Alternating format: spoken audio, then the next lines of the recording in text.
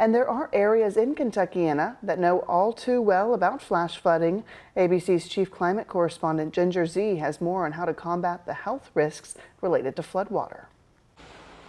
More than 2 feet of rain in just 2 days. That just happened in South Florida. And because of human amplified climate change, these flash flood events are becoming more frequent and more intense. That's because with every degree of warming, another 4% of moisture ends up in the atmosphere, increasing the chances of those heavy rains.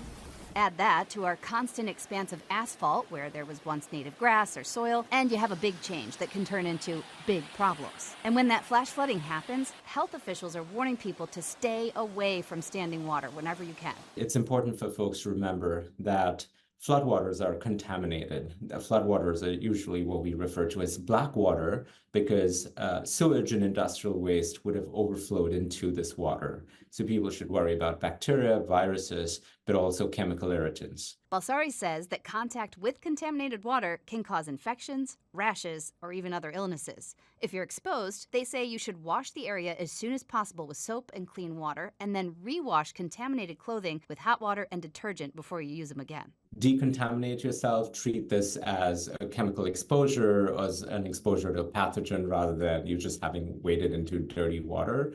This is easier said than done because often when there is widespread flooding, access to clean water becomes a challenge. The safest thing to do is to boil the water and let it cool down before you use it to wash. Flood events can also overwhelm healthcare systems. So, for people with chronic health issues, Balsari recommends talking with your doctor about what you should do if a natural disaster should get in the way of you getting the healthcare that you need.